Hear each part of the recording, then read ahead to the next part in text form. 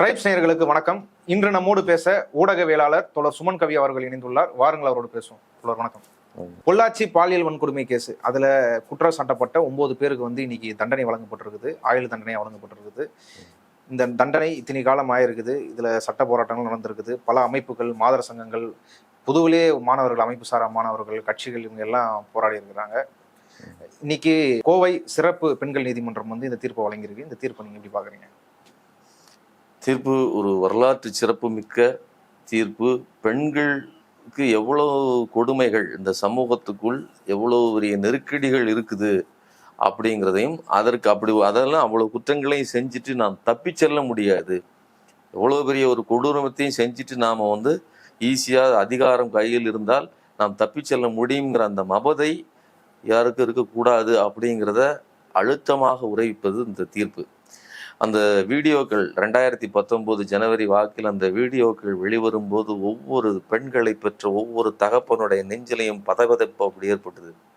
நம்ம வீட்டில் ஒரு குழந்தை, நம்ம வீட்டில் இருக்கக்கூடிய ஒரு பெண், நம்ம வீட்டில் இருக்கக்கூடிய சகோதரி, யாரோ ஒருத்தங்க அப்படி அடிக்க பெல்ட்ல அடிக்கிறது, அண்ணா வேண்டானா வேண்டானா, அவ்வளவு கொடூரமாக துன்புறுத்தப்பட்டு பெண்கள், அதாவது ஒன்று துன்புறுத்தப்பட்டாங்க, இன்னொன்று இந்த வீடியோக்கள் எடுத்து வைக்கப்பட்டு அந்த வீடியோக்களை காண்பிச்சு மறுபடியும் மட்டும் கிடையாது, ஒரு பெண்ணை மறுபடியும் பயன்படுத்துவதற்கு அந்த வீடியோக்களை பயன்படுத்துவது, இன்னும் கூடுதலா வேறு நபர்களோடு இணைந்து இணக்கமாக இருப்பதற்கும் அந்த வீடியோக்களை பயன்படுத்துவது.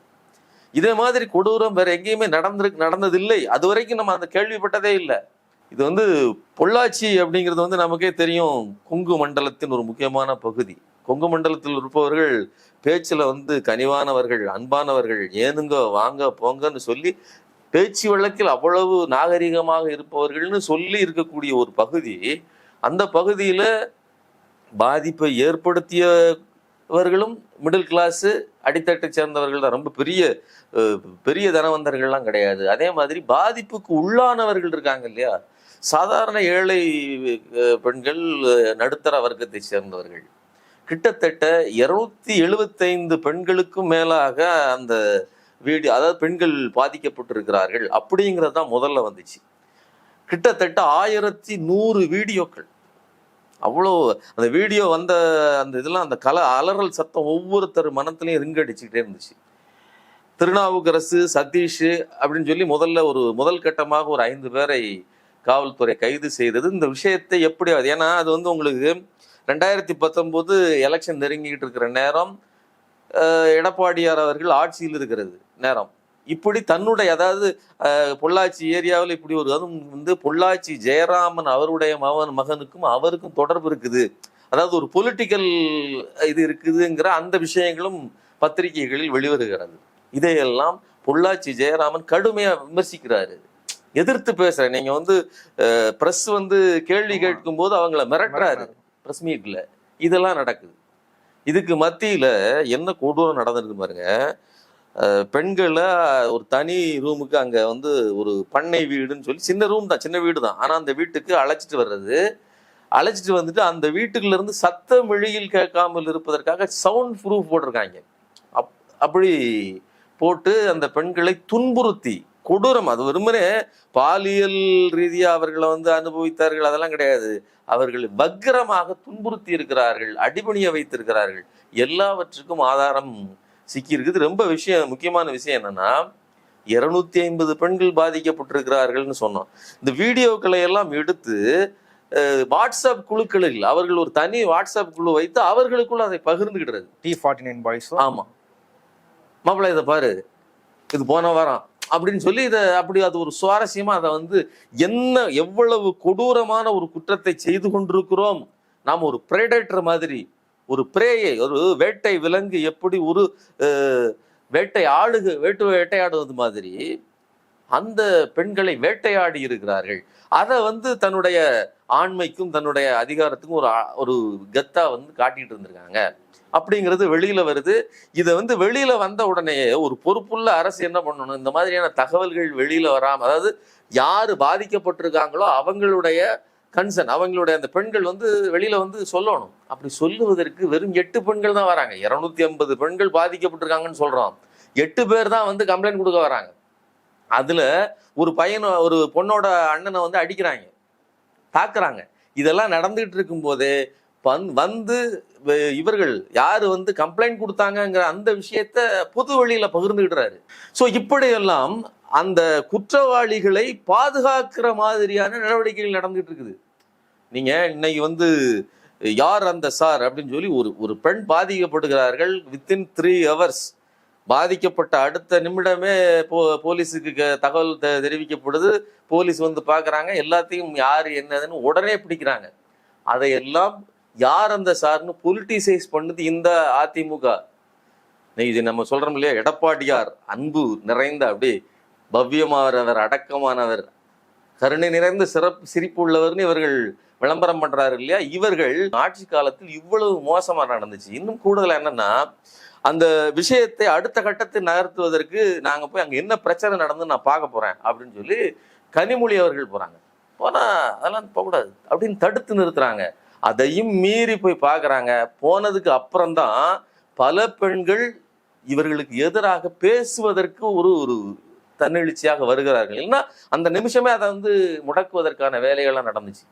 இவ்வளவு பிரச்சனை, இவ்வளவு அடக்குமுறை, ஒடுக்குமுறை, இதையெல்லாம் தாண்டிதான் நல்வாய்ப்பாக 2021 அதிமுக தோல்வி அடைஞ்சுது.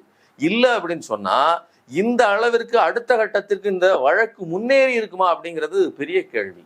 ஸோ இன்னைக்கு என்ன நடந்திருக்கு அப்படின்னு பார்த்தீங்கன்னா, இந்த கேஸுக்கான எல்லா தரவுகளும் ஒன்றன் பின் ஒன்றாக சேகரிக்கப்பட்டு டேபிளுக்கு வருது. எல்லா விஷயங்களிலும் இவர்களுடைய, அதாவது இந்த 9 நபர்களினுடைய கை இருப்பது அவர்கள் பட்டவர்த்தனமாக நிரூபணமாகி இருக்கிறது. இவர்களால் மறுக்கவே முடியல. இன்னும் என்ன விஷயம்னா, இந்த 8 பெண்கள் சொன்னோம்ல, யார் ஒருவரும் கடைசி வரையிலும் புரள் சாட்சியாகவே மாறவில்லை. இது ரொம்ப முக்கியமானது. பாதிக்கப்படுவதுங்கிறது அது அந்த ஒரு நேரத்தோடு அது முடிந்து போவதில்லை. சில நேரம் என்ன காலங்கள் மாற மாற மாற மக்கள் வந்து மனசு மாறிடுவாங்க. ஐயோ, இதை நம்ம வெளியில போய் சொல்ல வேண்டாம், மறைச்சிக்கலாம்னு நினைப்பாங்க. ஆனால் அப்படிலாம் இல்லை.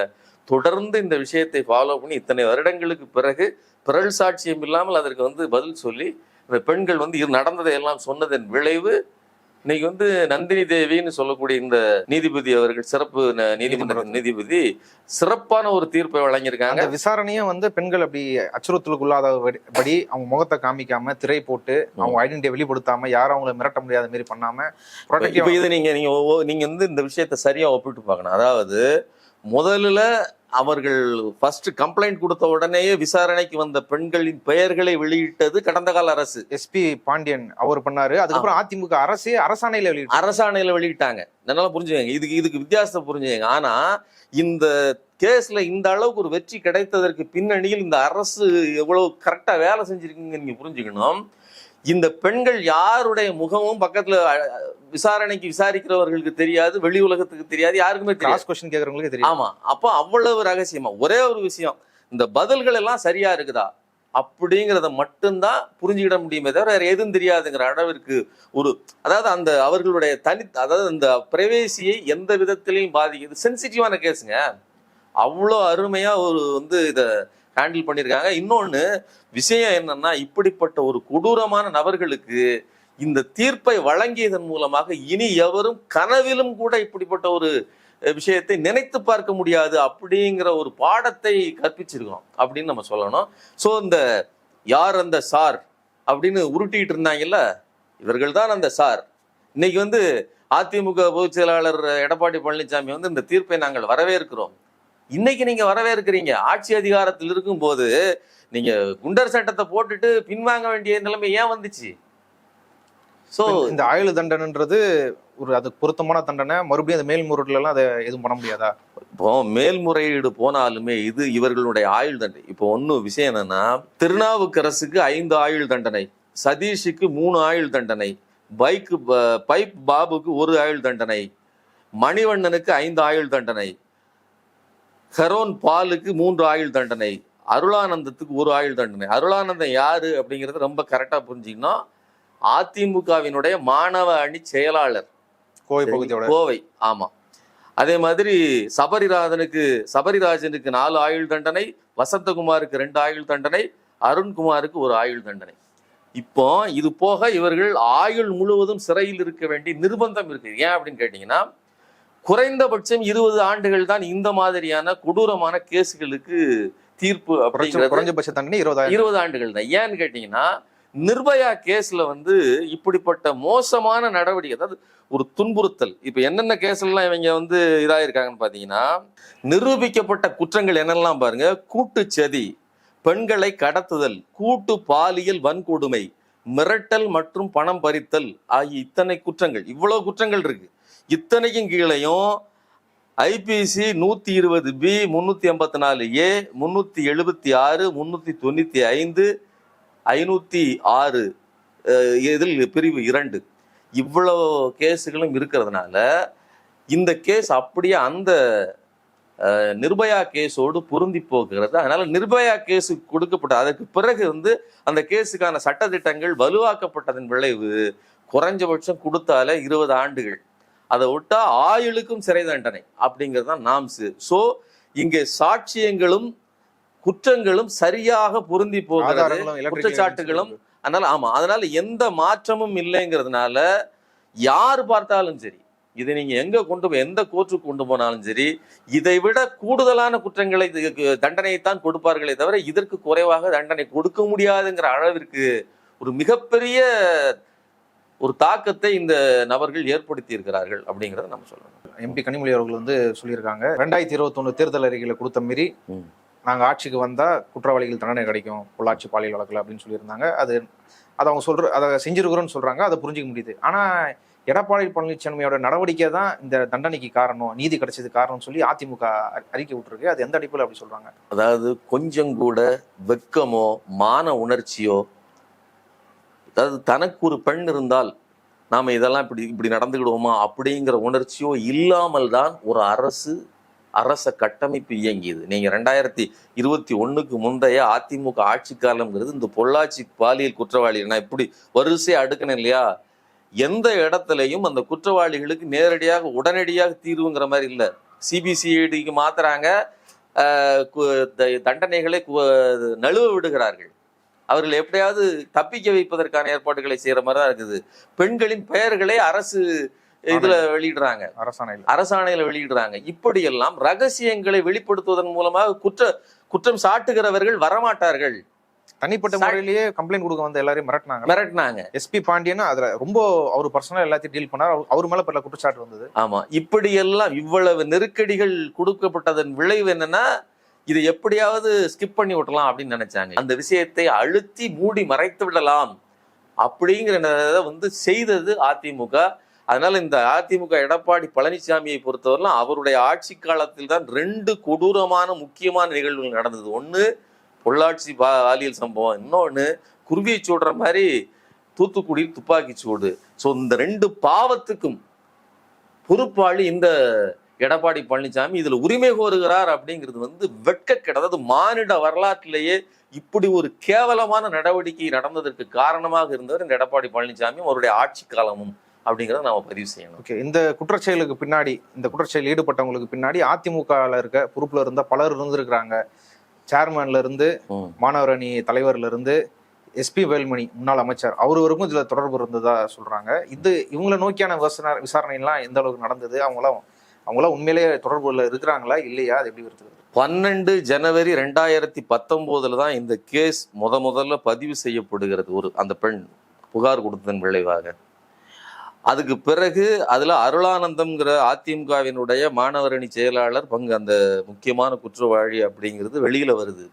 ஆனால் அந்த அருளானந்தம் 2021 ஜனவரி 6ஆம் தேதி தான் கட்சியிலிருந்து நீக்கப்படுறாரு. கிட்டத்தட்ட 2 வருடங்களாக அந்த கட்சி அவர் உள்ளே வச்சுக்கிட்டு இருந்திருக்குது. அதாவது ஒரு பாலியல் குற்றவாளியை ப்ரொடெக்ட் பண்ணி பாதுகாப்பு கொடுத்து அதை ஒரு பெருமையா நினைச்சிருக்காங்க. இல்லைன்னா நீங்க ஒன்று பெருமையாக நினைத்திருக்கிறார்கள், இன்னொன்று குற்றவாளிகளை பாதுகாப்பதற்கான எண்ணம் இருந்திருக்கிறது அப்படிங்கிறது இதுலயே ப்ரூவ் ஆகுது அவங்களுக்கு. ஸோ 2 விதத்திலையும் பார்த்தீங்கன்னா அந்த பகுதியை சேர்ந்த பெண்கள் தான் பாதிக்கப்பட்டவர்கள், அங்க இருக்கக்கூடியவர்கள் தான், பொள்ளாச்சியை சேர்ந்த பெண்கள் தான் அதிகம்னு சொல்றாங்க. அப்போ அந்த பகுதி பெண்களையே வேட்டையாடிய நபர்களை பாதுகாக்கிற ஒரு வேலையை இந்த அதிமுக அரசு செய்திருக்கிறது அப்படிங்கிறதுக்காக இந்த அருளானந்தம் அவர்களுடைய அந்த ஒரு சாட்சி. 2 வருஷமா கட்சிக்குள்ளே இருந்திருக்காப்புல. வேற வழி இல்லாமல் தான் பின்னாடி குற்றப்பத்திரிகையில் இவருடைய பேரை வந்து நீக்க முடியாம கட்சியிலிருந்து இவரை நீக்கி இருக்கிறார்கள். இதையெல்லாம் நம்ம ஸ்கோர்த்து பார்க்க வேண்டியிருக்குது. பார் நாகராஜன் மார்ச் 11 நீக்கப்படுறாரு அதிமுகவில இருந்து.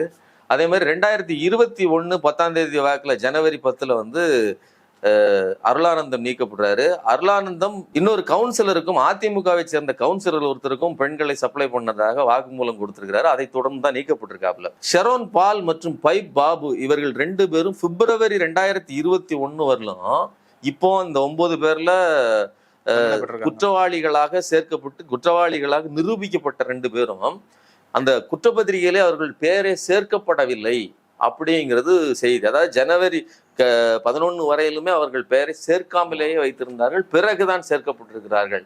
ஸோ இதெல்லாம் நீங்க ஒப்பிட்டு பாருங்க. அதிமுகவினுடைய கை குறிப்பாக இவர் எடப்பாடி பழனிசாமி ஆட்சியில் இருக்கும்போது எந்த அளவிற்கு அவருடைய அதிகாரம் மோசமாக பயன்படுத்தப்பட்டிருக்கிறது அப்படிங்கிறது நமக்கு தெளிவா புரியும். அதான் இது வந்து இப்போ பொள்ளாச்சி ஜெயராமுக்கு நெருக்கமானவங்க, அவங்க மகன்கள் எஸ்பி வேலுமணிக்கு நெருக்கமான இந்த விசாரணை போகணுன்ற கோரிக்கை சரிதானே? அதை கண்டிப்பா, அதாவது உண்மையிலே அதாவது இந்த விசாரணை என்பது பாதிப்பை ஏற்படுத்திய அந்த குற்றவாளிகள் குற்றம் சாட்டப்பட்ட அந்த 9 பேருக்கும் ஒரு நீதியை வழங்கி, அதாவது ஒரு தண்டனையை வழங்கி இருக்கிறது. ஆனால் இந்த நெட்வொர்க்கோட தொடர்புடைய அதிகார மட்டத்தில் இருப்பவர்கள், அதிமுகவை சேர்ந்த அமைச்சர்கள் மற்றும் சபாநாயகர்கள், இவர்களுடைய பசங்க, இவர்கள் மேலெல்லாம் இன்னும் முழுவதுமாக விசாரணை நடத்தப்பட்டதா அப்படிங்கிற கேள்வி இருக்குது. அது உண்மையிலேயே நமக்கு வந்து முழுவதுமாக ஒரு விசாரணை நடத்தப்பட்டு ஒரு தீர்ப்பு கிடைக்க வேண்டும் அப்படிங்கிறது நம்முடைய கேள்வி. அதிமுகவை சேர்ந்த முன்னாள் கவுன்சிலரு இல்ல மாணவர் அணி தலைவர், பகுதியோட மாணவர் தலைவர், அவங்களாம் ஒரு குற்றல ஓகே ஈடுபட்டுறாங்க, இன்னைக்கு நிரூபிக்கப்பட்டிருக்கிறாங்க. ஓகே, ஆனா ஒரு முதலமைச்சரை ஒரு ஆட்சியாளர்களை வந்து எப்படி இந்த குற்றத்தோட தொடர்புபடுத்துறீங்க? நீங்க ஒரு விஷயம் புரிஞ்சுங்க. இப்போ நான் 2 நாளைக்கு முன்னாடி இந்திய வீரர்களுக்கு வணக்கம் செலுத்தி அவர்களுக்கு ஆதரவு தெரிவித்து பேரணி நடத்தினாரு முதல்வர் ஸ்டாலின். அதை கிரிட்டிசைஸ் பண்ணி பேசின அதிமுகவை சேர்ந்த செல்லூர் ராஜ் சொல்றாரு, அவங்க துப்பாக்கியா குடிச்சு போய் சண்டை போட்டாங்க ராணுவ வீரர்கள்லாம், எங்கால் எல்லா எக்யூப்மெண்ட்டையும் வாங்கி கொடுத்துருக்கிறாரு, இங்க இருந்து பட்டனை தட்டினா அங்க போய் வெடிக்க போகுது, அவ்வளவு பொருட்களும் எங்க மோடி தான் வாங்கி கொடுத்துருக்காரு. அப்போ மோடி தான் போரை நின்று நடத்தினார். ராணுவ வீரர்களை எல்லாம் நீங்க பாராட்டக்கூடாது, மோடியை தான் பாராட்டணும். அப்ப பாராட்டாக வருகிற போது ஆட்சியாளனைத்தான் பாராட்ட வேண்டும், பிரச்சனையாக வரும்போது தனிநபர்களைத்தான் நீங்க வந்து தலையில கட்டணும் அப்படின்னு நீங்க சொல்ல முடியாது. அப்போ அதுவும் இந்த மாதிரியான கொடூரமான குற்றங்கள் நிகழ்ந்திருக்குது. இதையெல்லாம் கவனிக்காதது மட்டுமல்ல, இந்த பிரச்சனைகளை மூடி மறைப்பதற்கு வேலை செய்தார்கள் அப்படிங்கிறது ஒண்ணு. இன்னொன்னு, அமைச்சர்கள்ல இருந்து அமைச்சர்கள் வீட்டு பசங்க வரலும் எல்லாருடைய பேரும் இதுல அடிபட்டு இருக்குது. இன்னும் முழுவதுமான போதிய விசாரணை இல்லைங்கிறதா நம்மளுடைய எண்ணமா இருக்கே தவிர, ஸோ இந்த அதிமுக கூடாரம் என்பது இப்படிப்பட்ட பாலியல் குற்றங்கள் நிறைந்த ஒன்றாக இருந்திருக்கிறது அப்படிங்கிறத இந்த குற்றச்சாட்டு ப்ரூஃப் ஆயிருக்கு. இந்த தீர்ப்பு என்பது ப்ரூஃப் பண்ணியிருக்குது. இவர்களுக்கு இதை பற்றி பேசுவதற்கு அருகதை இல்லை அப்படிங்கிறது என்னுடைய கருத்து. இவ்வளவு நேரம் இந்த செய்தி குறித்து உங்க கருத்துக்களை பகிர்ந்து கொண்டதுக்கு நன்றி. நன்றி.